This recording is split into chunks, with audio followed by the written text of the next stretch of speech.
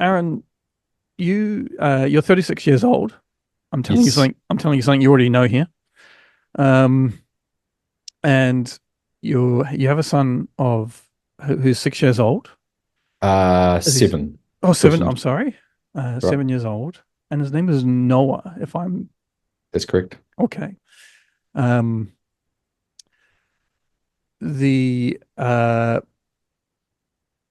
couple of days ago, you posted something onto your social media, which caught my attention. Hmm. Um, because uh I think we might live in a similar world.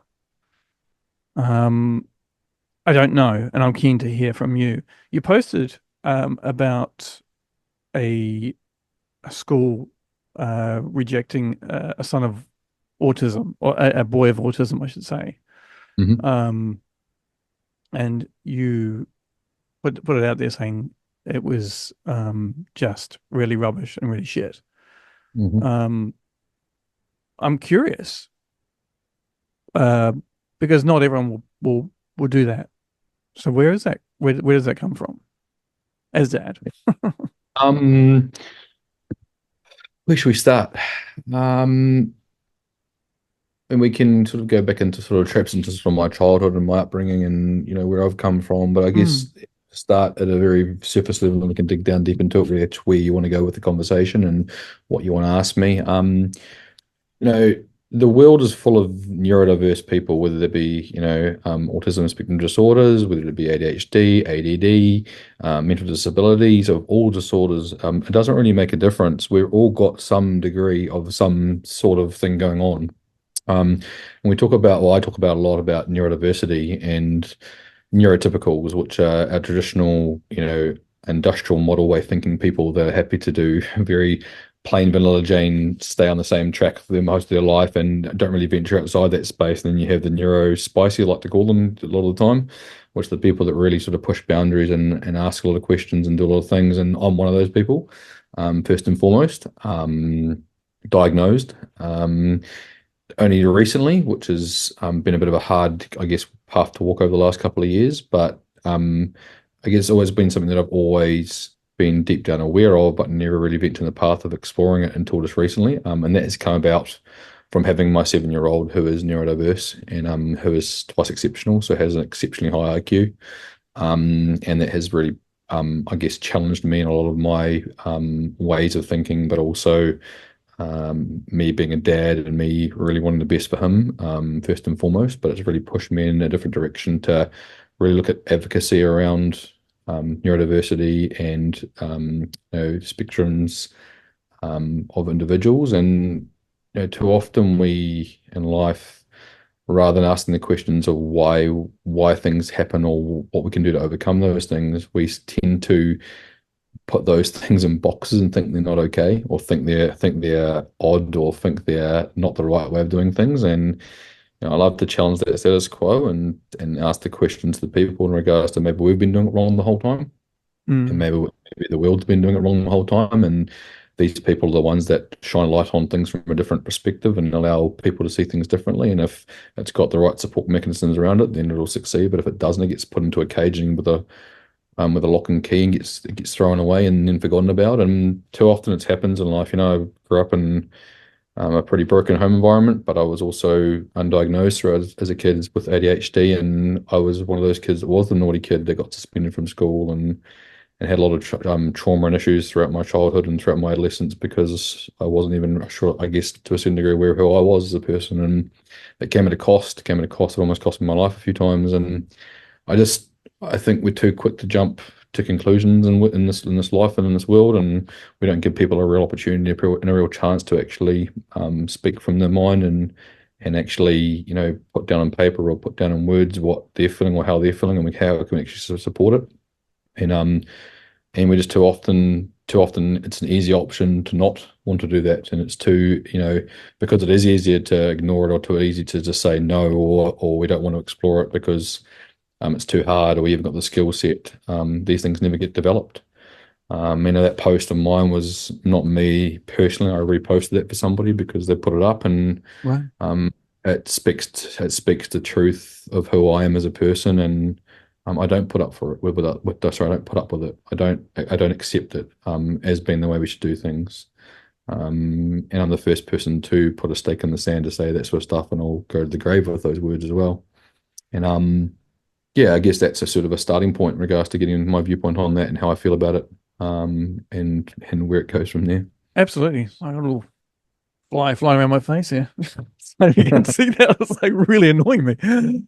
Sorry. Like, thanks for that, Aaron. I appreciate that, and I'm really, um, really touched to kind of hear how the reasons behind it, and I think that I agree wholeheartedly with everything that you've said. I think that is under kind of empathy and understanding, empathy first, and then understanding for me, empathy comes first, and compassion comes first, and then the understanding kind of then follows on from that. Hmm. Um, it's it's tricky for so many people, isn't it? And people, regular listeners of the show will know that I've got two sons. My oldest, Jamie, he's 16. He has Down syndrome and he's on the spectrum. Hmm. Um, and my youngest is 2 years, 2.5 years younger than him. Um, and I don't think he falls into the category of typical. I don't think so.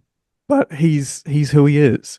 And it's I think for us as dads, it's always it's a tricky one, and for us to find the acceptance of it and be kind of like, okay, this is where it is, this is what it is, let's go. Um, and maybe we can kind of come back to this. Um, I think there's so much there to kind of dive into and just discuss. I suppose I want to ask you a question here, which is how has becoming a dad changed you? Um, it's a really tough question to ask. Or answer, sorry. It's changed me in a way which makes my lens no longer one directional. And what I mean by that is, yes, I have always been neurodiverse, and I'd see things very much with a very wide lens, with taking everything in rather than it being a case of this is the only way of doing things. I've always had the way of look at this, pull it apart, go sideways. But when it comes to being a dad, it's maybe to take one step further and make me really question all the things I've always done, or question all the things that I probably should have done. And it's really put my feet heavily into cement, to make sure I understand what I shouldn't be doing. As I mean, it really comes down to a responsibility of where I would love him to be in the future. And I'm not saying in regards to me being living vicariously through him in regards to directing him where I think he should be going. It's more the case of I see his capabilities of how powerful he can be in his own self and his own right. And I have a duty of care to make sure I look after that and make sure I actually get him to where he needs to be. And that could be anything. That could be there's no set pathway in my mind, but I know for a fact that if he puts his mind to it and also gets the support and the care he needs. And in some sense, the stuff that I never got as a child, I know he will absolutely, achieve his wildest dreams. And that's come from a deep-seated place of me as a child in regards to, what could have and what should have and what, didn't, because didn't have a lot of those mechanisms around me. And I'm only really getting to understand that probably in the last 10 years of my life. Over the last 10 years of my life, and really finding my place inside my own skin in regards to what my capabilities are and where I can go, because I do understand myself a lot better. And that's come with being a dad. Like 7 years ago when I was born, it taught me a lot about my character and who I was as a person. and what my capabilities were in regards to, being responsible for this life source that needed me to survive, Mm. needed me to be there at all Yeah. costs, and make sure that I didn't falter and didn't fail on him at all. Mm. Um, and over the last 7 years, I've worked really, really hard to strengthen that relationship with him, but also strengthen my capabilities to make sure that he can, at all costs, rely on me as a fortress, as a dad. Sorry, tearing up a little bit. It's pretty hard to talk about. Um, and that's what's changed me, I guess. 7 years later, I'm a person. Yeah, I still have weaknesses, absolutely, and I work on those daily. But I'm a person now that I can solely say for a fact that I'm indestructible when it comes to Noah. Like, there's Mm. nothing that I wouldn't do, and there's nothing that I'm not capable of doing to make sure he gets what he needs at all costs. And that's going to come by being a dad. That strength's only come from being a dad in the last 7 years. It is you kind of telling your story there and saying that, you kind of it's clearly something which is like, you know, your journey in the last 7 to 10 years has really been of huge kind of has a massive impact on you. Um and especially becoming a dad like 7 years ago. Um and I wonder, like, whether do you kind of put a lot of pressure onto yourself? As dads, I think sometimes we do this. We put a lot of pressure on ourselves to kind of do it right, get it right, have all the answers, um, fix the problems. I want to hear your thoughts on that. I think it's priority one for most dads. I think it's priority one. Whether you execute on that priority is different kettle of fish altogether. And I think too often, generational trauma, um, upbringing, learnt behaviors, um, environmental traumas or environmental damage, and I'm talking about other family members, lack of family members, lack of structure. There's no right way to do life. Like this, that's what I don't think people realize. Like there's no, keeping up with your next door neighbors because they got this, or trying to do this because you think that people will be impressed by your job, or like that doesn't exist. It's a paradox, and too often we chase it as human beings, and too often we chase it as dads. Have you And found yourself chasing it once before? Like, you're like, have you yeah, caught yourself? yeah, of course I have. Yeah, I spent many years, prior to these sort of last 7 to 10 years, really chasing the paradox, chasing the non-achievable, chasing the top of the pyramid that doesn't exist. And um, it's it's a it's a paralyzing state. Like it paralyzes people to a point in which they don't even ever live life. They exist in life. They don't ever live. And this is probably a bit deeper than being a dad, but yeah, too often we think that the environment or the society around us, and it does come back into being a dad, but also just in general, wants things of us or expects things of us, but in reality, it doesn't actually even exist. And we try to live up to those expectations and try to do those things. And as dads, it's a real reality. You see the next dad that's in your child care group, or your prenatal group, or what it might be, and they're doing this and they're doing that and they're doing all this sort of stuff, and you think that you have to live up to those expectations, and too often that's so wildly inaccurate and so wildly off the chart for what your son or daughter or family needs, Mm.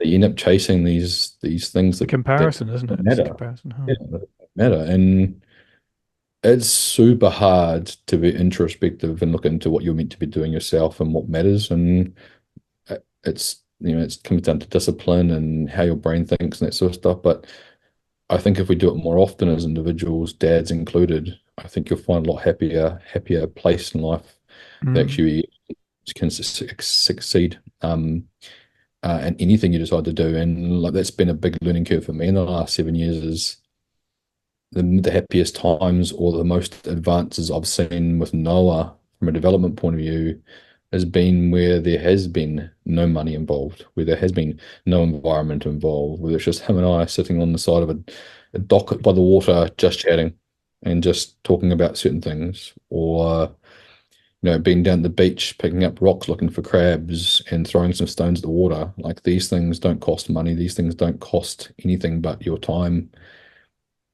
and your input to develop his brain and give him what he needs. And I think too often we miss that in life. Like we miss being able to simplify things because we're so quick to chase the noise and chase the money and chase that paradox. And it gets missed. It really gets missed. And then, it's been quite alarming in the last couple of years.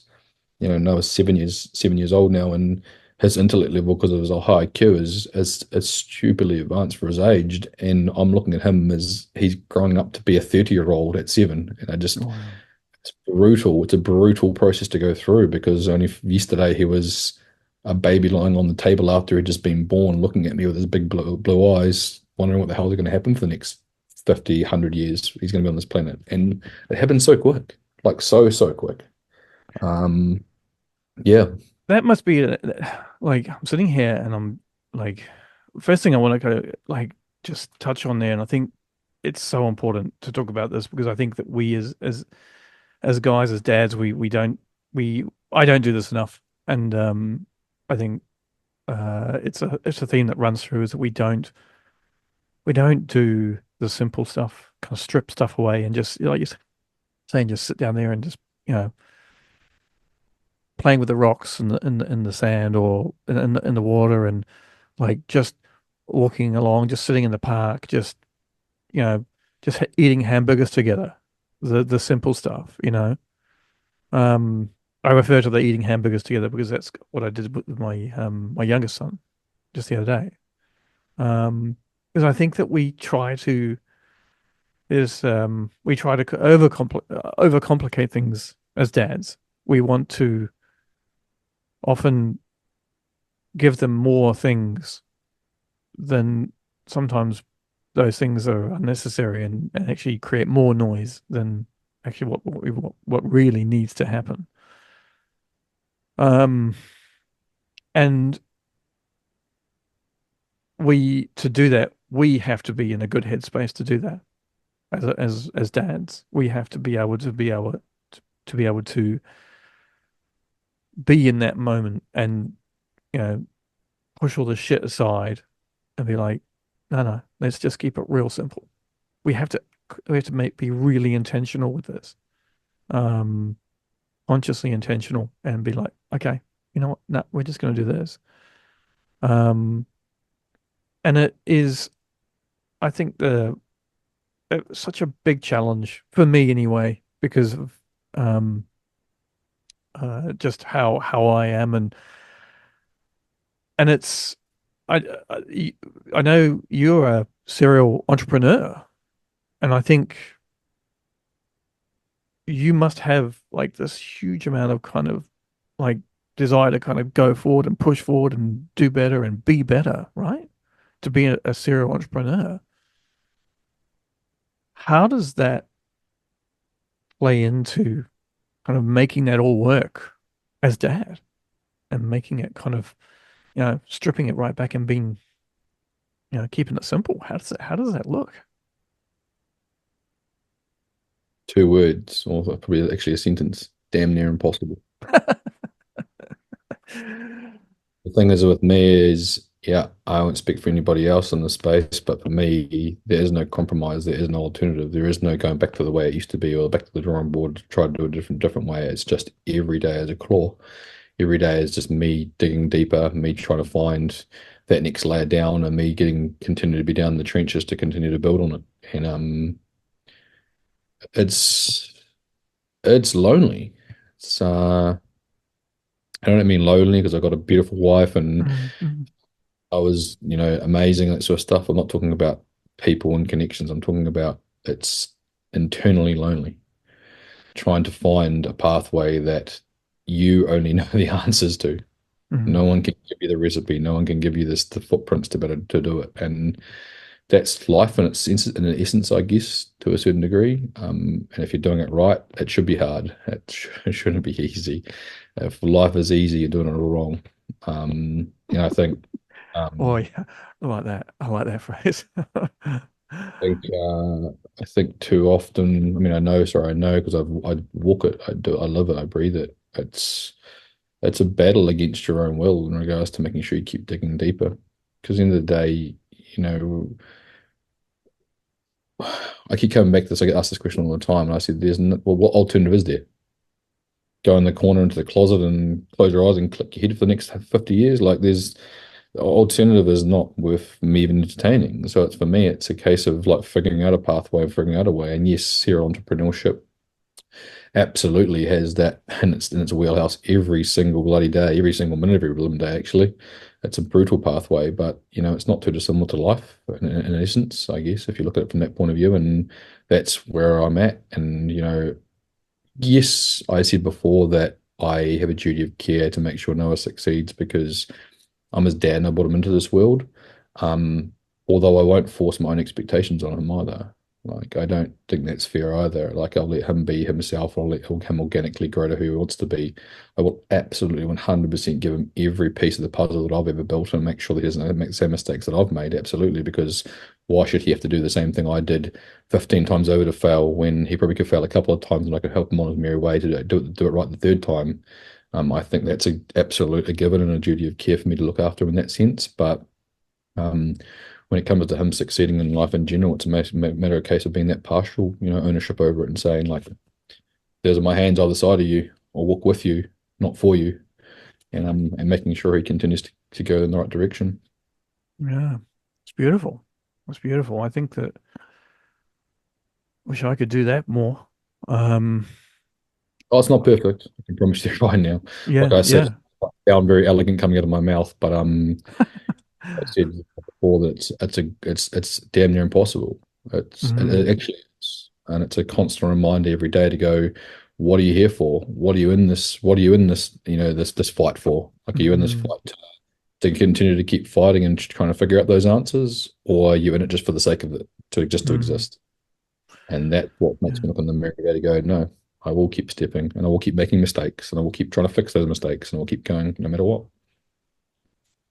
To keep doing that, to keep kind of plowing on and to keep looking to be, to advocate, to be better every day, mentally, physically, all these things. It it means that we need to do something for us Yep. as a person, as a dad, right? What is the for you, if you can share things that enable you to be like, you know what, this is this is my moment, this is me time, this is how I can fill my cup again. Because I think what again, listeners of the show would know that for the first 11 years of me being dad is that I had no idea how to fill my cup, didn't even know I had a cup. Um, and I ran on empty. I think I didn't know was empty um, until early 2019. Um, and then I found myself in a hospital, um, and the doctor turning around and saying, "You're okay, but you need to rest." Um, and that was the first sign that I knew that something that I had to kind of, well, it wasn't a sign. It was like more of a, like it's just a slap in the face. I think it was a slap in the face. And then from then I became much more kind of aware, self-aware, because I don't think I was self-aware at all. I think if someone asked me that, are you self-aware? Yeah, fuck, I'm self-aware. Like whatever. I will a crock of shit. Like no.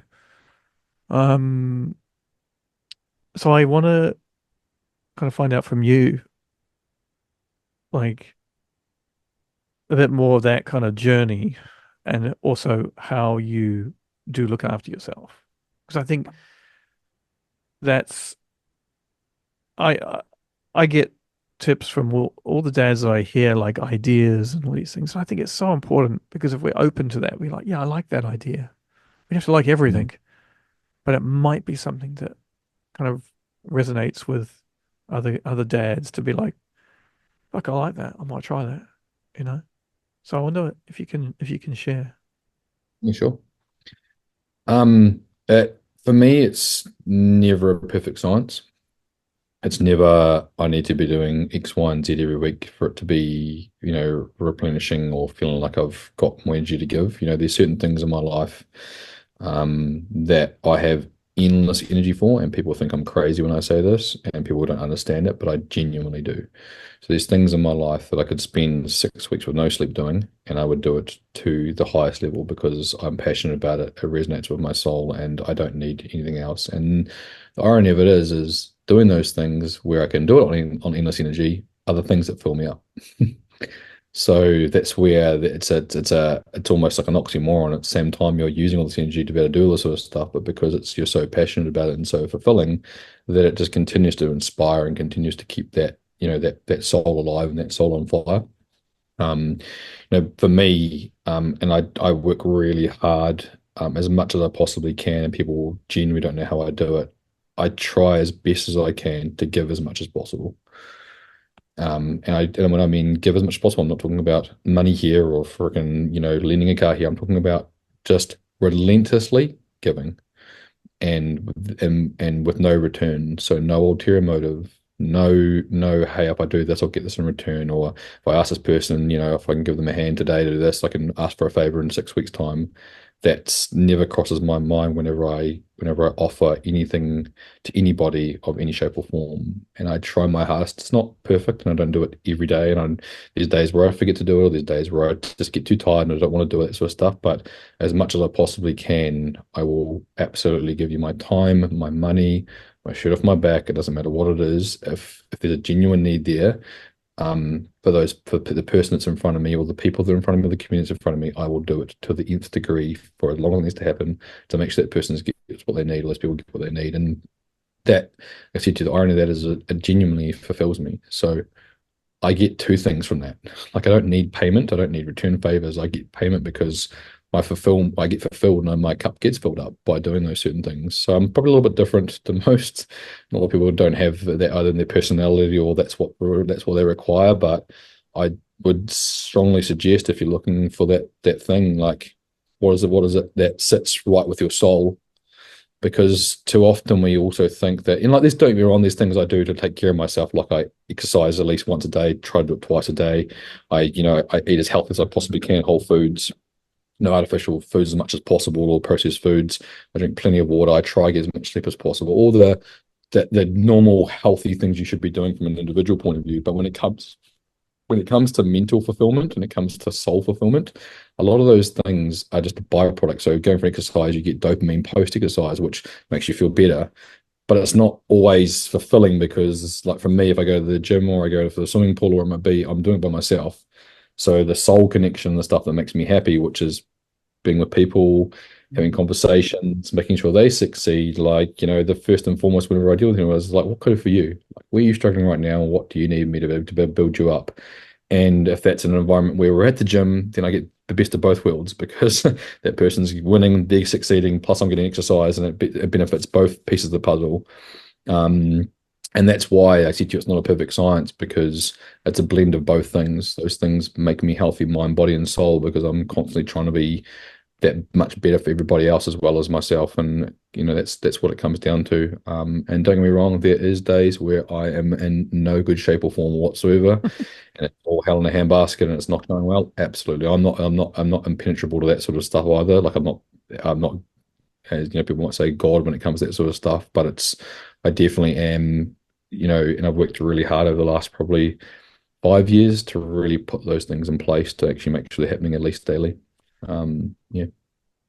As you were talking there, like it really reminded me a lot of I think how I was, um, and I'd literally just drop everything for everyone. I'd do something. I'd be like, yeah, sure, I can help you out. Like I used to do this. Um, I I think that's kind of how I've been or how I was, and I'm still there. Um, I think again, we're different people, and I think that like you say, I want to help people. For me, I had to draw a line in the sand. I had to create those boundaries, because it was that was some of the stuff that was just burning me out because I wasn't leaving myself any space for me. The space for me was sitting with a can of beer at the end of the day. That was my space, which is not a fucking solution for me. Um, and I think it's great because I think it, you know, it's everyone just has everyone has a really different journey. And like you say, we can't do it every single day. We'd love to. And I'm totally agree with you. It feels so good when we do something and we help someone out. I feel amazing. Well, it's not like you do it to feel good. You just do it because that's who you are, I Mhm. guess, isn't it? It's that's just, you know, um, It's uh, intrinsic. yeah. Um, and I've tried I think I've tried to find more of a balance with it because used to just, you know, it was all about them and not about me. And I think, and since 2019, as I've started to kind of learn how to, you know, put myself a bit more ahead than where I wanted it to be. And that doesn't mean being an asshole to anyone. That just means that, uh, I've got to look after myself. And I love to hear that, you exercise and, um, and those things like twice a day. Uh, it's it's really important. And I think as we get older, like I'm almost 47, you're 36. Um, you know, as we age as dads, like we I I never understood um how delicate balance it can be with our our physical selves kind of going forward. For me, when I hit 40, I think it was like, shit, man, this is real. Like my body's not 25 anymore, you know? Um, you know, and I'm not like a physical, I shied away from physical activity for years. Um, I think for my asthma, I've got asthma since I was a kid. And so I just shied away from physical activity because in my head it was like my asthma's just going to kick in. Um, but in the last year, I've really made intentional decisions to be more physically active, and I think that's so important for me anyway. And I think it's like for anyone who's listening, if they're not really doing anything active or physical, if they can to do it, because it makes us feel so much better, doesn't it? Oh, it's critical to vitality, like first and foremost.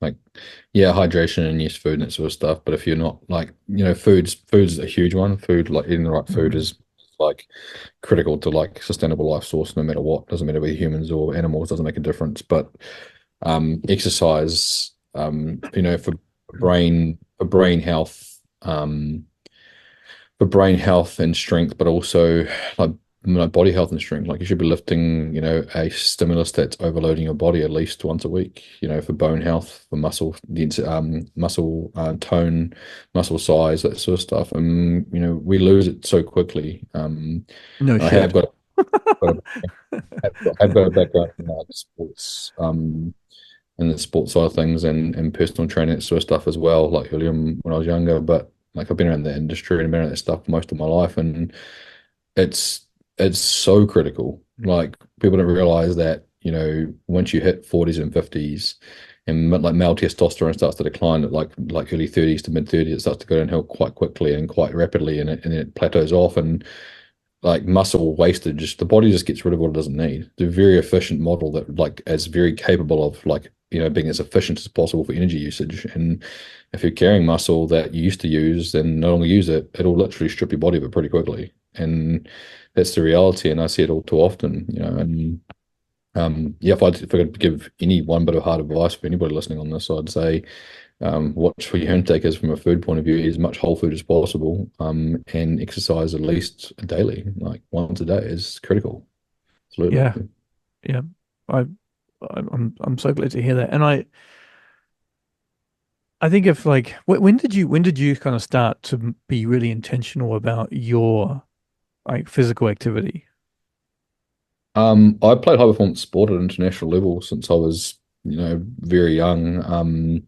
Fell off the rails completely at my as a young adult, just due to the expectations and my upbringing. But when I was going through all that, I played at quite a high level and played it at I was good at like a lot of sports, and I luckily have really good hand-eye coordination, so I can play most sports at a high level. And in sports was probably like sport naturally was part of my life for such a long time, so it wasn't even something I had to think about. It was just what I did. It Mm-hmm. became almost like a job to me, and so I didn't think twice about it. And yeah, I fell away from it in my early 20s, but I found it again, intentionally found it again probably in the last 10 years, and understood how much more important it means to be in that in good physical condition, and probably the last year, the last 10. So, yeah.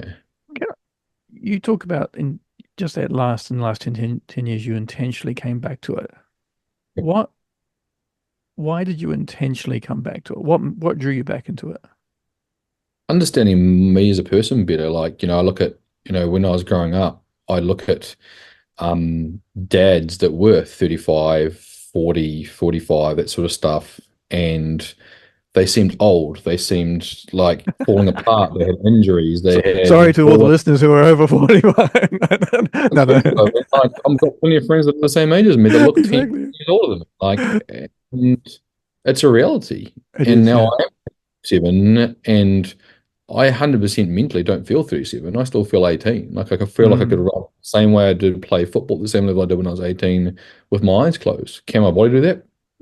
I'd give it a go, but my body wouldn't pay for it in 2 days. mm, So 10 years ago, it was more, yeah, there and thereabouts, not an exact time frame, but there and thereabouts. I looked at and I thought back, and throughout my younger years, it was more a case of just I was doing it for sport, and there wasn't the intent behind I'm doing it to stay fit or I'm doing it to stay mm, in good shape. I'm doing it to have a longer life or be able to look after my grandchildren, that sort of stuff. That wasn't in my brain. It was more a case I need to be fit because I need to be playing sport at a good level, and to be able to mm, play at a good level, I have to be fit. So that was my cause. Whereas 10 years ago, it was more a case of like, I don't want to be a gut at 38. I don't want to be mm. overweight. I don't want to have hip issues or all that sort of stuff. Like, I don't want to feel and look like that. And, a fair bit of that came for respect for my partner. And, I wanted her to be proud of who I was as a person and not go to functions or events or birthday parties and go like, oh yeah, yep, that's my husband over in the corner, like, or whatever it might have been. Like, I wanted, that mutual respect in that space as well, which was really important to me. And that's where a lot of that came from was, and then, I wasn't intentionally, 10 years ago, no, I wasn't really on the cards. It wasn't a case of in 3 or 4 years' time, that's what's going to happen. But, there was always an intention of potentially having kids somewhere in my future. And I thought to myself, I don't want to be this dad that can't run around outside with him and play football, or I didn't want any of that to happen. So, Mm. and I'm no freaking bodybuilder supermodel, but I'm pretty fit. I'll keep it with the best of them. Even, I play indoor football occasionally for a reasonably good team. And I played a team last week that the whole team was full of 18-year-olds, and I manhandled that game, and I was fitter than all of them. Like, and these are 18-year-olds that are naturally fit. So Mm. I think a lot of it has to do with your mind in regards to what you want to do, not just how physically fit you are. If you want to push on, you want to make an example of things, then you will. And that comes to your mental strength as well as your physical strength. But if you commit to these sort of things, then they will happen. And it doesn't actually take as much as what people think it does either. Like, I No, it think doesn't. It's there's just a got to be massive, intentional, hasn't it? It's just yeah, got to there's be a really massive intentional. paradox in people's heads where they think they've got to be at the gym for 2 hours every morning and 2 hours every night, that sort of stuff. And you don't. Like, if you eat healthy and whole foods and don't eat too much, and get some good sleep and put not too much stress into your life and exercise daily, you'll stay in good shape. Hmm. How good did you feel when you played that game? And on the other side of the on the other team used to like a lot of kind of younger guys in their late teens into their 20s probably. How good did you feel at the end of that and think, yeah, I'm 36 and I can still do this shit? Like Oh, mate, as it's dad, incredible.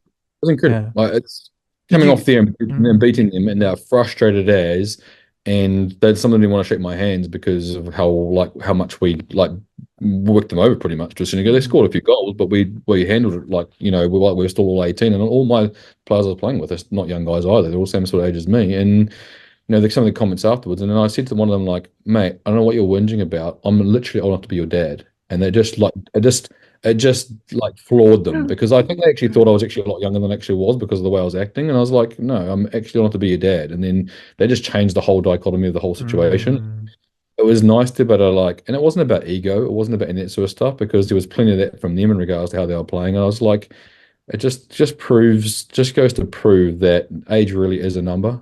I mean, once you get yeah, into 80, it makes a bit of a difference, but in this middle period of our lives, like it really is a number. Like it really is only a number that you actually, if you start to want to feel old and you slow down and don't exercise daily, and then you start doing things where you're trying to stay out till midnight every night as a 40-year-old or 35-year-old, and you don't get much sleep, you're going to feel old. Like it's going to make you feel like you're knackered all the time. yeah, yeah. But after yourself, you can be equally as fit as a mid 20s sort of youngster, like quite Mm. easily.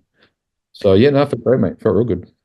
That's awesome. That was great to hear. And I really, it sounds like you really kind of, took it all in and be like, yeah, you know, because I think that's really important. Those kind of things, because the intentional acts that we do, like, um, we sometimes we don't kind of feel the reward of those things until later on, right? It's not like we get that instant kind of like, okay, that's you get that kind of reward of that hit or whatever you want to call it. Is it happens a bit later on, or you kind of notice it at other times. Um, I teach these. I go to a kindergarten and I teach English to five classes. And they're 30-minute classes. And the lesson I do with these guys is, they're very young. They're age ranges from about 3 to 5, so maybe from like three to 6. And anyway, but since I have started, exercising and going to the gym and being really intentional about, doing my kind of cardio and doing my weights, is that, you know, in this class, is that when I walk out this class, or when I'm in this class, I'm doing it. I'm like, yes, I can actually do this because I don't think I could have done this 4 years, like 4 or 5 years ago. I think I would have been dead on my ass at the end of these 5 classes. I mean, I'm certainly not, walking out there going, give me another 5 classes. Like, but I'm certainly able to kind of pull through and do it because of the work that I've put in. And I enjoy it as well. It's great fun. And I actually bring into those classes, I actually do end up doing kind of like, 10 star jumps, like one. So I'm actually creating my own kind of workout within their lesson. So I'm like, and it's great for them because they're moving their bodies around because I know kids often are not. So, Yep. um, but it's like, yeah, the after effects. I think we kind of feel like the after effects, and those things are great for me anyway. They're really nice. It's like, yeah, I can do this shit. Like, um, the challenge comes when my oldest son, he's 16. He's 61 kilograms. He can be physically um, aggressive and violent to me. Um, and so I've got to, you know, handle those situations. Um, and sometimes I've got to hold on to a raging 60 kgs. Um, and that's fucking hard. Um, mentally, physically, everything. It is one of the toughest things that, um, that I have to do in my life at the moment. Um, and it's the ability for me to stay mentally in a good place um, is really tricky. But it's all on me. Kind of, no one wants to be hit. Um, and in a previous podcast I've said like it's a natural reaction for us to be angry straight away. It's a natural. No one wants to be hit, punched, kicked, slapped, headbutted, whatever. It's what we do after is Mm, what matters. absolutely. Um, and uh, it's a ongoing for me. It's a real ongoing learning process and trying to get myself in that headspace. Um, and learning how to deal with it. It's tricky. It's hard. Life is hard. I about I think it was last year. You you kicked off a podcast, Mhm. um, which was breaking the mask,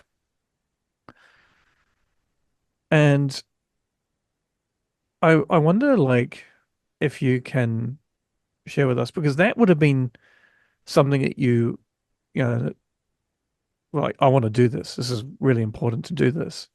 Another thing to kind of plug into your world as dad, kind of to like what did that look like for you, and what was the driving force behind doing this podcast? For me, it was about allowing people, and although my story only comes out in bits and pieces when I'm talking to individuals on the podcast, for me, it was giving people the opportunity to let their guard down in an environment that, you know, I didn't vet people like there wasn't a case you had to be approved to come on the podcast, but I was made sure that they were in a controlled environment. And for me, it was a case of them getting an opportunity to tell their story through their lens for the first time. And it was really important to make sure that people got to hear what their story was and nobody else's story of their story, because that's the other thing that happens in society is, you hear second, third, fourth, fifth, sixth hand of someone's story, and there's been a bit change, and there's been a bit added, and there's been a bit removed, and all of a sudden you don't actually get the full context. And a lot of the time, it's the byproduct of what actually has gone into do something that you only see. I mean, it's the majority of the time actually. So when someone's failed at a job, or when someone's, going through a blown marriage breakup, or whatever it might be, it comes from a line of moves or changes or decisions prior to that moment happening. But we too often going to get the end piece, and then we judge and we make our decisions, and we decide that we don't want to know that person, or we think we've got an opinion on it, or whatever it might be. And we're the last ones to judge as individuals. Like we don't get to judge as humans. Like that's not what we're here for. We don't get to have an opinion on other people in regards to how they decide to do things and live their life. If you're ethically unaligned to that, what they do, then that's a different kettle of fish altogether. But when it comes to them making the decisions for their life to get a result or not get a result, then that's their prerogative. That's their choice. It's their life. And too often we only react on what we hear second or third hand. So for me, it was really important to get people in the studio to tell their story and to tell it from the right angle, and be able to, I guess, release some of that mental load to really um, bring it down to the right level where it actually made sense in their head. And like a lot of the guys that came and females that came off that podcast series that we got going on was, some of them have been in trauma states, but also in environments where they had counseling, or had to go see a psychologist or a mentor, or what it might be. And they said that hour or whatever it might have been with chatting in the studio was the same as 10 years worth of counseling, because it was a case of them actually understanding their own pathway and walking themselves through it. And I tried really hard not to interject and really like guide any of it. I just wanted to make sure that I was there as a support mechanism, and we could just chat and get some loads off. And it was healthy. Like those are all unedited. Like there's no editing in any of them. They're just straight raw footage, and we just like obviously clean the footage up so it sounds good and it looks good, and that's all we did. Um, and it was the whole point of it, and it was stupidly successful. I mean, it still is. I've still it's an excuse. It's a poor excuse. It's a reason. Just being busy, obviously, with the startups and stuff I'm doing with entrepreneurship. So it's been one of those things that I won't not do continue carrying on doing. It's just a case of one time to do it, and I've got a whole lot of unedited footage that needs to be done actually. But that's it sits close to my heart, and I spent, I could spend, we did, and I did initially spend like 3 solid days of like 15 hours of recordings in the studio back to back, no breaks for me. I had a bit of water and a bit of food, and it was recorded, and we just recorded like episodes like non-stop, and I'm happy to just share that those studio recordings don't get done week by week. They get done in a big set, because we can get like the same, in tune with how my brain works and how I'm interviewing and how I'm talking, and it makes it so much like organic. And people don't know how I sat in the studio for 2 or 3 days just doing that sort of stuff. And I said, because I love talking about it. I love hearing people's stories. I love hearing a new diverse way of thinking and what makes them tick, and then again to share their viewpoints on things. And it's great. I love it. So we come back to that same thing about fill my cup up. It's funny enough that was doing two things at once. I was getting people to like fill their cup up by having us do it, and I was doing the same thing for me. Without me even having to, there was no payment. It was just me sitting there listening. And it was really good. But yeah, my motivator behind that was because I wanted that as well. I wanted a place to better sit and chat and talk and allow people to share their story, and people have the right to better share it with people. Mm, it's great to hear.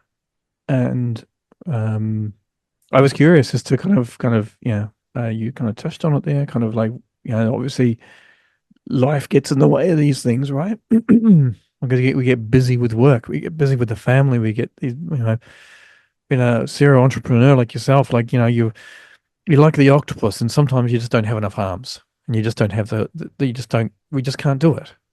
We want to do it. Um, this podcast is a like, similar. I I've gone through times where I just don't have the capabilities. I don't have the mental capacity. Um, I don't have, the time, whatever it is. I don't. It's not an excuse. I think we kind of, you were like, it's an excuse, like we, same kind of thing. But I think it's capacity as a dad, as a human. Like, we have capacity levels, and some things we can slide in, some things work, you know, um, and some things just won't work in that capacity. You can plug in a night out with the boys, even though you're just stretched to the max. Sometimes you can't plug in a night out with the boys, and but you can plug in a podcast. Like, it's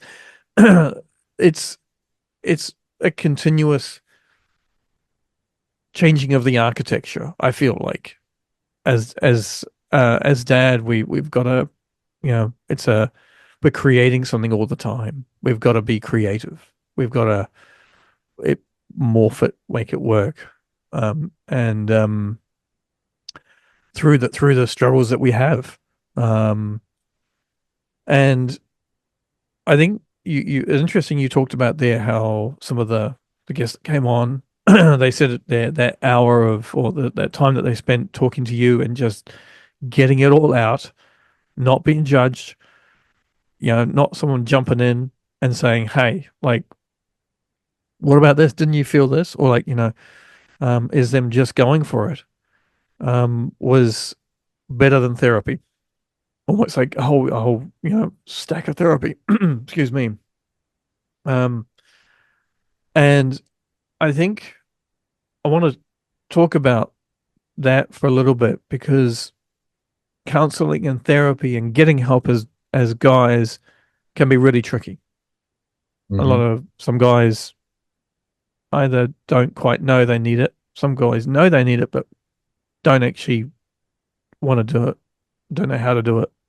Um, Obviously there is a financial element to that as well. Um, and it's, from my personal kind of journey with this has started where my therapy journey started back in 2019. And I, yeah, I just was, it was like someone saying to me, um, jump off a cliff. That's literally what someone was saying. Hey, go jump, like, do therapy was like saying, go jump off a cliff. I was like, fucking way am I going to do counseling or therapy? Um, because I felt that I didn't need it. I Hmm. felt that I I didn't understand the potential benefits of it. Didn't know the potential benefits of it.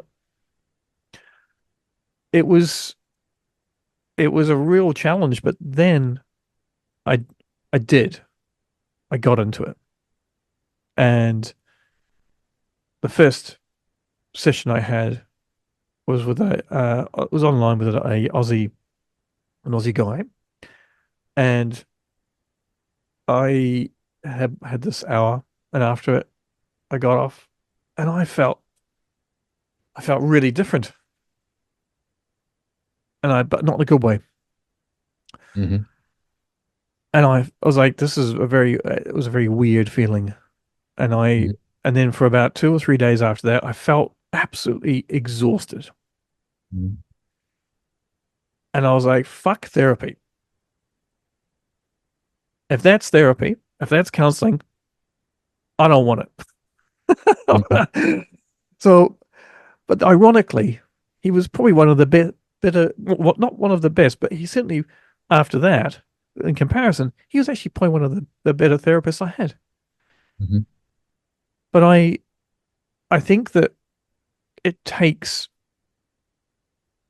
a lot for dads to do this, to realize that they need to just sit down and talk to someone outside of their world, um, and share stuff that is going on in their head. I think it's I think it's important. I think it's healthy. What for you? What's it look like for you? And how's that been for you? Um, I just want to just quickly touch on, I said it earlier, when it comes to dads and people chasing the paradox, chasing the unachievable, chasing the things they think they need to be chasing. And I liken it to, we talk about therapy and we talk about counseling and getting things off our chest, and it's not too dissimilar in regards to, first and foremost, acceptance in regards to what you're trying to achieve. Like, it's all good and well going to therapy or going to counseling, but are you there for them to fix your problems for you? Like, they can't, they're not going to do that. I promise they're right. Like, I've been to enough of them and I know exactly how they work, and I know some people myself, and like the good ones will tell you that's what they're going to help you do. But like, at the end of the day, if you're going there for a roadmap out of your sanctum to try to figure out the answers to life, that's not going to happen. And I think too often that's for reason there might be some of these roadblocks initially in the first place, is because you think that going to therapy or going to do this sort of stuff is going to be this arduous, rip my whole entire life apart to give me the answers to all my problems. And I think that's a huge roadblock for a lot of guys and dads in the first and foremost. I think the better question to ask before we even go down that path is, what do you think success actually even is?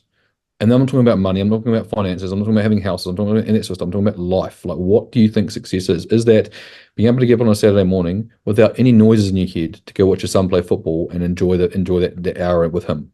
If that's what it is, that's beautiful. That's life. Like, and too often, because of the pressures of life and the paradox of chasing the unachievable, we think that's not okay. We think that that's not good enough. We think that that's not what we should be doing. So we set ourselves up to fail before we even get going. And the breaking the mask was a lot about that, removing the masks or breaking the masks or shattering them, to let those down, to go, actually, your story is beautiful and it's allowed to be exactly what it actually is, and it actually is successful, like in any shape or form. Like, you have a job, and do you enjoy that? Yeah, I do. That's success. Do you have a lovely family that you love? That's success. Do you have whatever it might look like? That's all success, and it's all your success. It's nobody else's. Like, and I think too often, like I said to you, we chase things that don't exist, and therapy is not too dissimilar to that. We chase. I'm not saying don't go to therapy. That's not what I'm saying. Like, that's not. I'm not trying to go against therapy. I'm just saying Yeah. to. I think before we even go into it, we have this massive world that we think that we're trying to achieve in that space, and we don't actually even know really why we're actually going there in the first place. And Is if there the you know, expectation, do you think, Aaron? Is the yeah, expectation it's going to yeah, fix us? Yeah, expectation in regards to, you think your success might be having a multi-million dollar company and freaking three Ferraris in the driveway and a boat, but you haven't even understood yourself what that even is. And that's probably a complete falsity. So we go to therapy to try fix our marriage and fix that sort of stuff. And we need to step back and go, actually, my expectations in regards to what success isn't even a reality. And I'm trying to fix all these things that wouldn't even be a problem if I readjusted my reality. And I think too often we don't, as men and dads, don't even ask ourselves those questions. And too often yourself will probably be in that boat. Like you have two beautiful children. I'm not sure if you do or not, but you have a wife potentially. If you do, that's beautiful as well. And you've got a family. Is that not enough?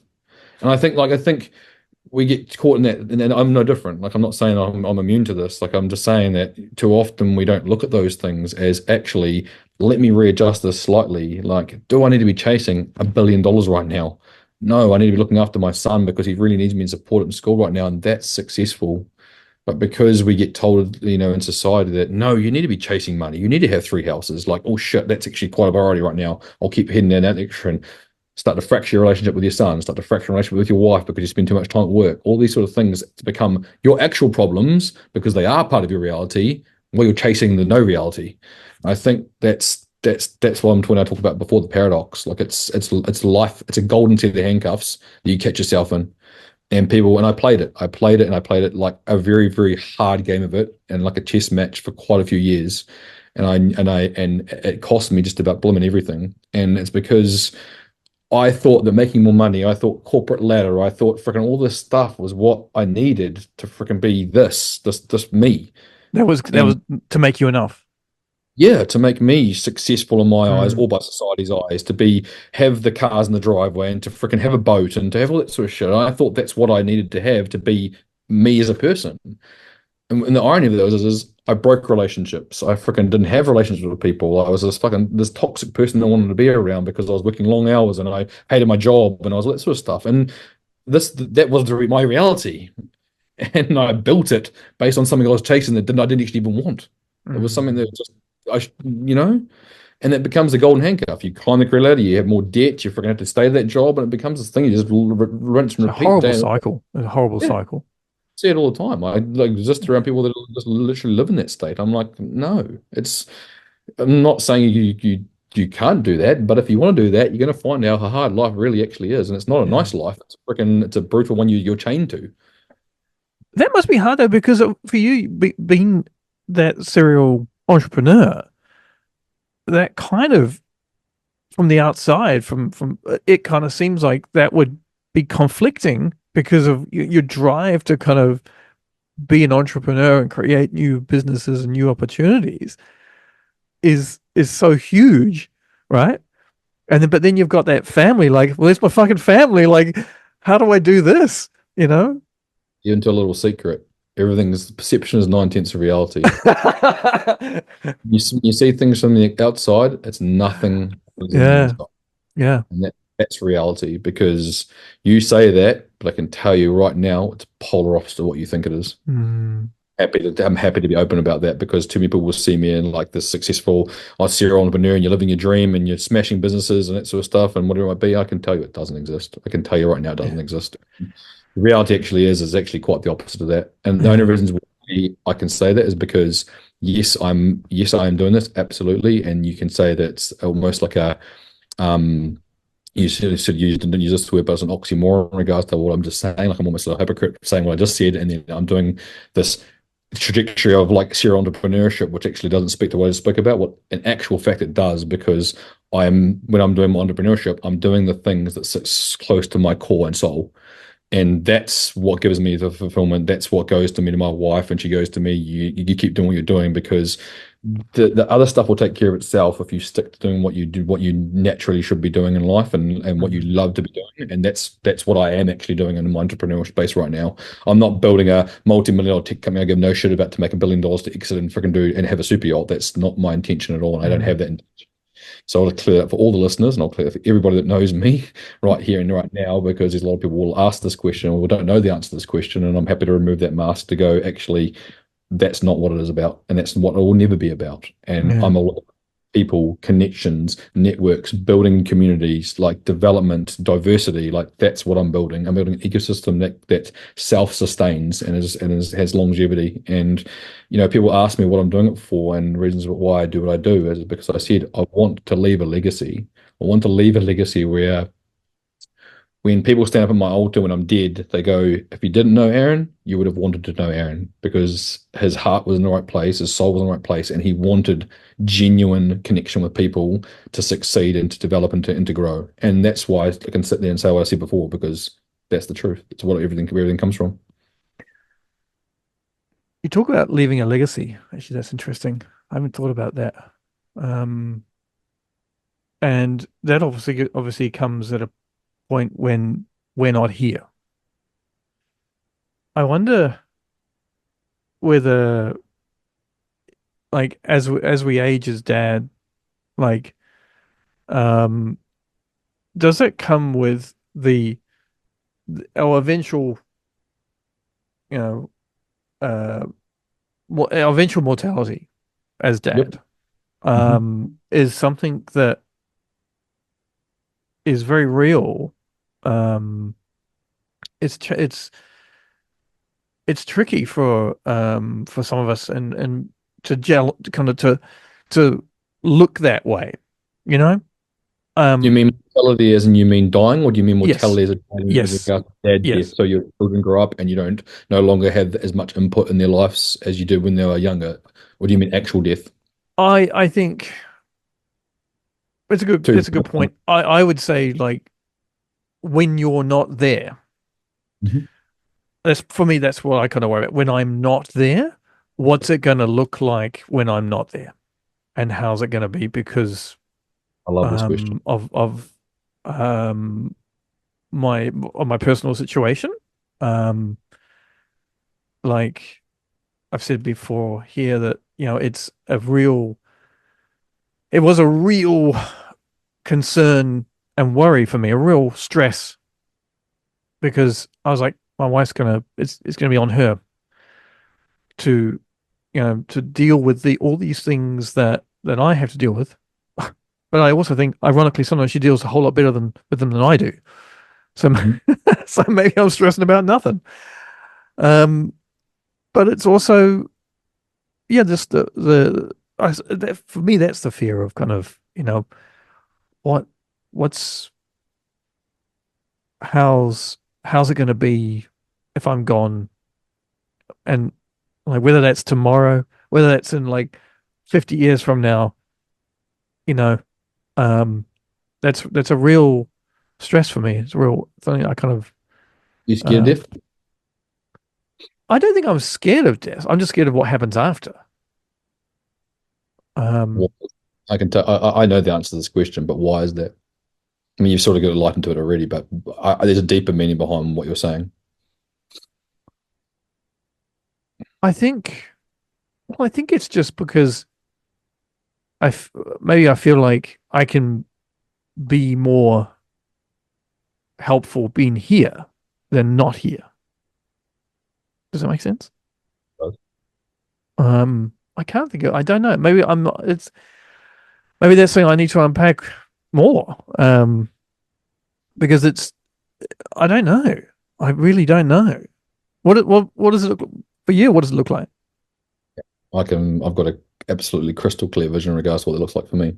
Okay. So I have no fear of death at all. Die tomorrow, die tomorrow. Like I don't have any mortality for me is it's a real thing. We will come, we will go, and that's the reality of life. Die tomorrow. It's going to be sad for a lot of people that know me, but I won't know much about it because I won't be here. But at the same time, like I'm working, how I look at it from a different perspective is when I say legacy, that's not megalomania, egomania, that sort of stuff. That's not what I'm doing it for. I'm talking when I talk about legacy.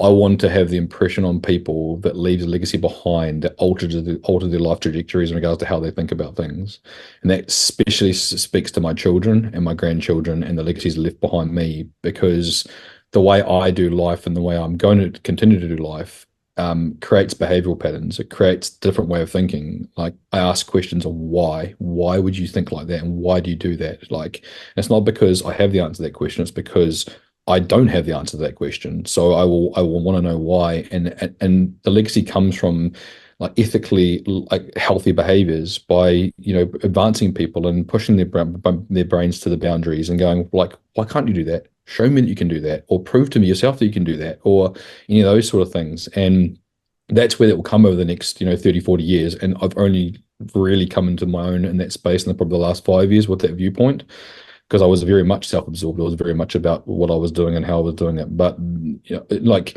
in 500, 600 years in time, no one's going to hell is going to remember you. Like I can tell you that right now, unless you do something about it while you're here.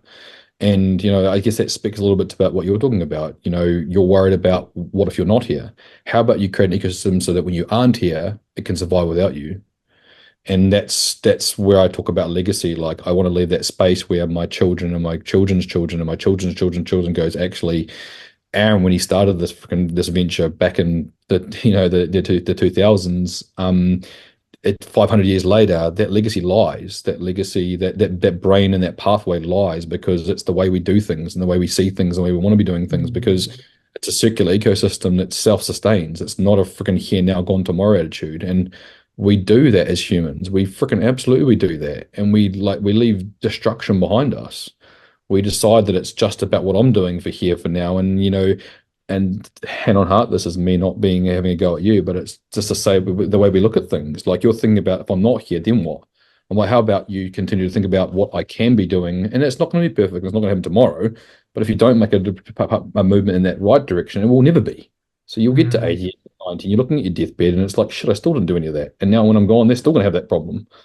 Like, whereas I look mm, at it now, like if Noah has got problems with school or work, the same things I do with neurodiversity and being, discriminated against, and there's not the right things to be done. What the fuck am I doing about it to make sure that he is going to have those support mechanisms in place? And no, I won't lie down and accept that that's just the way things are done. Like, if I want it to be changed, I will freaking absolutely freaking fight with my last drop of blood to make sure it gets done the correct way at all costs. Doesn't matter what it mm, costs, including my life.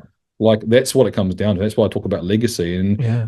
that's what will happen. I will leave that behind because it'll be like it's now an ecosystem that supports itself, and it'll continue to support itself because my children, including Noah, is one of the first ones, will live my legacy with the way I see things, and he'll continue to keep living that legacy. So there won't be those things in the future where, oh, who cares? I'm here for now, and we'll just walk away.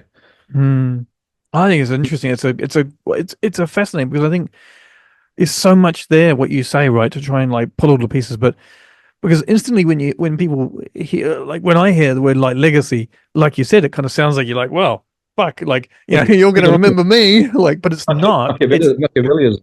Yeah, Yeah, it's far more reaching and far more like, impactful on society and people, and it stays. It doesn't like fuck off after a year. It doesn't fuck off after 10 years. It's still there. And I think, like, yes, that is um there. And it's interesting. Like, I don't have the answer now, and I think I'm thinking as you're kind of talking, I'm thinking like, okay, what am I doing now that actually is this? And probably unintentionally, I'm probably we are actually doing it. I just haven't thought about it as intentional. I'm not. That wasn't a dig, by the way. Like I No, said to you no, not before. at all. No, no, and I'm so glad that you've actually, no, I'm really glad that, like, because it challenges. And if we ain't fucking challenged, mate, well, then we just leave the room, man. Like, that's it. Like, we've got to be challenged. We've got to be challenged as, like, and sometimes you know, people put up this big wall. It's defensive. Like, no, just like, let's have the conversation. Let's do this. Like, because that's how we fucking learn. And I agree. that's how we become better people, I agree. like, The thing is, I um, have the right person, and we talk about leaders and managers in life, when it comes to business, when it comes to world, when it comes to mentors, when it comes to everything that sort of stuff. And I personally think that leaders are born. I personally think you have innate 100%, leadership abilities. 100%. Life. I think you can learn good qualities of good managers. You can learn those skills, but innately, if you're not naturally that way, you'll never be a great leader. It'll never happen. So I think personally, to succeed in life, you need good people around you that are happy to help lead and walk you through some things. And I am not saying that I'm freaking Allah or anything crazy like that when it comes to like this sort of stuff, but when it comes to like looking at people and how they do, and like even just what you said before, I wasn't challenging your life. That was not what I was saying. I just want to make sure Yeah. we're blatantly clear on that. I was saying to you, what are you? Yeah. Where? Exactly. And Why that's aren't? that sometimes is a hard question for guys to be like, they take that as a challenge. They take it as like, it's like, oh, you're like, okay, you want to be better than me, or like, I want to be better than you. Like, come on, let's just like, let's not do that. Like, let's just have that conversation. Like, what do you want to do better today? Do you want to be a better dad? Fuck, I want to be a better dad. Well, how are you going to do it then? Well, maybe you should, like, stop doing this, I or love, like, mate, I honestly love starting it, and it's usually very soft and gentle. Is what are your challenges? Like, mm, don't tell me what you want to be doing. Tell me what your current challenges are right now. yeah, Oh man, I've freaking flat stick. I've got so much on my plate now. Why is that? Why have you got so much challenge on your plate right now? Why are you so time poor? Like, what is that? Talk to me about that. Let's explore that piece of the puzzle. Because yeah, absolutely, I want to be doing this freaking massive game plan up here. But if you've got 5 minutes in your day to even think about it, then we're never going to get to that point. Like, yeah, let's break down the problems you've currently got, and let's look at where those are causing you pain. Then we can go from there. And it's such an easy conversation to have. Like I have it non-stop all day, every day. And like, my wife and I are a really good living example of that. And there's not one day that goes by where I don't ask her, what are you up to? Like, why are you doing it that way? mm, Can you be better at that? Do you think you can be better at that? Do you want to be better at that? What can we do to make that work? Where are your pain points in that scenario right now? And what does it look like? Can I help you with those? Can I give some that take that pain off your shoulders and put it onto my shoulders so you can breathe a bit easier to actually succeed and push further forward in your life? All these things here, but it takes empathy, and it takes you to put your fucking ego in the bin for 5 minutes and actually yeah, realize if you're capable of like putting it to the side, then strip that shit back. Stand in a freaking room with no freaking clothes on, butt naked, and see what happens. Like, put all that shit to the side, and you will see what happens to reality when you do all that. But we've built ourselves up in society that we think that we can continue to keep those guards and those masks up, and those masks are the same things that are tearing your whole freaking reality to pieces. And that's the irony of it. It's the truth, and it will always be the truth. So yeah. I start with ripping those masks to pieces, mate, and I do it gently to start with, and then they become very, very, very freaking abrasive very quickly. But you learn very quickly in that space as well, and without even realizing you're even learning. Like you just, Mm, whoa, eye opener after eye opener, and I'm like, you're walking yourself through this. I ain't doing shit. I'm just mm, asking questions at the right time, and you just come to your own conclusions. yeah. I feel like, see, this conversation we're having, like, we've never sat down and had a face to face or any other contact. Here we are on the other side. I'm in Japan, you're in New Zealand, you're down in Christchurch there, having a real conversation, a real discussion, honest discussion about your journey, the challenges, throwing some of my coin into the ring as well, so you can understand where I'm coming from. I'm listening to you. What is the dad network, the dads like that you socialize with, communicate with? I want to ask you a kind of a quite a direct question on this. You can That ask me what you feel like. do you think that as men, and I'm going to take in brackets there, dads, do you think that we can do a lot better with investing into our male friendships? Absolutely. But it's a big, huge monster elephant butt in the middle of that. Okay.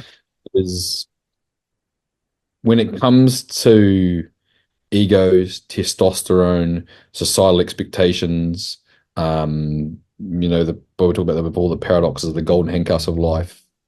We won't do that. It's not a natural thing, and it will never be a natural thing for guys to let guards down. And yeah, absolutely, you'll pull along the ones that do, and will pull those guards down. But the ones that actually genuinely need what we're talking about here will never be the ones that open up in that space, because we haven't constructed it correctly for it to allow that to happen. And that's the reality of what we're talking about right here. And that's the reason why it doesn't happen.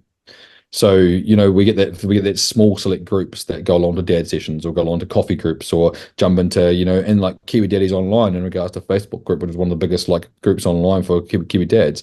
It's not everybody will jump at everybody to help everybody out. I can tell you that right now. It's a group where people are connected to see social media posts and in the same sort of crap environment. Like you'll only have that are close connected to you, maybe one or two, if you're lucky, that will literally take their shoe off their back to be able to help somebody else out. Because if Yeah. it comes at a cost to them, it'll be not worth doing. And we've built that confined in society, and that's the reason why it doesn't work well. And it will never work well. So the question probably more is how do we construct an environment where it allows this sort of thing to happen? And I don't think there's, I mean, I've looked at it for quite some time. There's not an easy answer to that. It's not as simple or as straightforward as anybody can probably imagine. It's a great discussion. And I love your perspective on this because I think that I feel that sometimes as a dad, as a guy, anyway, and I'm again in my mid 40s. I feel like it ha we have to be intentional about doing this stuff. It comes back to it again, that intention of like, I if I like it's a little bit different for me because I'm in a different time zone to a shitload of other my mates. So it's more difficult for me to actually dial them up and just call them.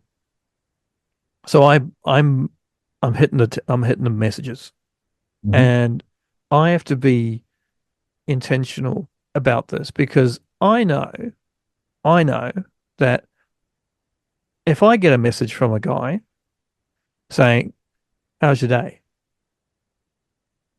That to me, for me, is like that is so much.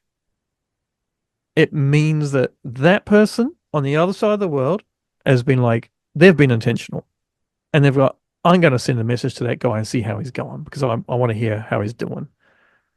And I think that that is one of the things. It's not everything, but it's one of the things that I think that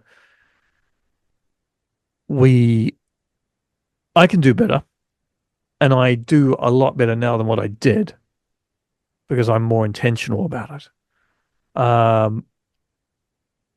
I sometimes think that as as men we don't we don't kind of do that, especially as we get older. It gets harder to also to create those new connections, those new friendships, because we can't be fucking asked. I got my family. Yep. I've got my two mates. I don't need any more mates. It's more hassle. Hmm. I get that. I get it. But you look at a lot of people in their 60s, 70s, 80s that really like if you ask them like who's their like how many friends close friends do they really have? Like really have that that they can, have a really, really good chat with. I think it's like that number is super low, especially for men. I'd be zero and probably over 60%. Yeah. That's Um, just a yes. No, it's not scientifically proven, but I would say it's not far off that. yeah. If not a higher Yeah. stat. If you ask a lady, a woman, I'm sure it's like, oh, I've got, Marge down the road and, Jill over Exponentially. there. It's Really. totally different, right? So we've got to, I really feel so passionate about this. We've got to be intentional and create and build these friendships as dads. It's, it's vital because it's the way that things are moving with technology and all this kind of, AI stuff, is that it potentially removes us even more from what we really need to be doing, which is like having genuine contact with people. And Yep. I know picking up the phone is messaging is like the piss poor way of doing it. Um, but and face to face and is the optimum goal. not always possible. What, like, would you say that you know, are you intentional about kind of reaching out to your mates? Yep. I can hand on heart say I am. Yeah. Absolutely. I probably I would check in with, and like I don't have very many close mates, and that's because of my journey I've walked to date in regards to me as a person. But I have a few, and then I have an extended set of friends or people or acquaintances that I check in, and I would say that's in the numbers of maybe 30 or 40 per week. That's amazing. I just check in with to make sure they're all good, check in with their day, make sure there's anything they want to get off their chest with me, that sort of stuff, and all that's intentional. I don't just text for the sake of texting because I'm too busy.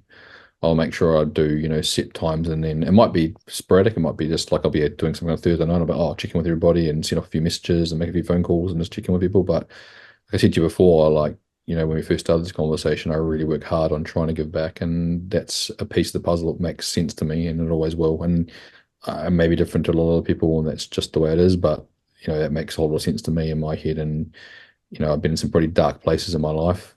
And during those moments, yep, I had some like family, close family with that were around me during those times. But when it came to from like mates, no, no, I didn't have a friend or someone that was like, "I got you, don't worry, we'll get through this." Well, that didn't exist. And yep, I was very, very, very close 3 times to being a statistic. Absolutely, very close to a point where one of them probably technically on paper, but was pretty much a statistic. So, and there was no mate's hand reaching out for me and holding my hand to go, it's all good. We've got this. We'll get through this. I've got you no matter what. We'll keep stepping. We'll keep walking. I'll keep things at bay to make sure you can get through this. And would that make a difference? I managed to make it through it. And that's the reason why I've got such a strong backbone just to this day, and I can do what I do, day to day. It's taught me a lot about myself and allowed me to be who I am today. But would it have been better? Freaking oath. We're a lot more comfortable with somebody like being next to me. Yep, wives and girlfriends and mums and dads, absolutely, but it's not quite the same as when you've got a mate that goes, "I got you, brother. It's all good. No matter what, you won't fail." And I think that's the reality behind it. And I think um, it's it's not as simple as us creating a group and that to happen. Mm. It's reasons why the numbers are so low is because that platonic relationship where you want that mate to do well or you want to do well with that relationship is hard to find because that mentality's got to be the same. You've got to see eye to eye. You've got to want to be doing the same things and pushing together. It's almost like a friggin' marriage. And it takes Um, it takes time, doesn't it? It doesn't just happen like overnight either. It takes so effort. how to build that in an environment in a world that doesn't even welcome that sort of way of thinking. I don't know. Don't know the answer to Mm. that question. It's a paradox that I have not come across and I don't know how to fix. Yeah, I suppose again these the conversations that we're having now, and I suppose those are good conversations that people will listen to it and be like, yeah, maybe I should actually be a bit more intentional and contact my friends, and so those are the like hopefully even if it's one person that thinks that maybe they should really put it be more intentional about it. I think that's a good thing. Um, the I want to finish up here with a question I like to ask at the end, which is if you were able to whisper into your ear and give yourself some advice on day one that you found out that you were going to be a dad, what would that be? Never give up. I have that mentality now anyway, but that one piece of advice would be never give up. There's always a way, there's always a solution, and there'll always be a way through.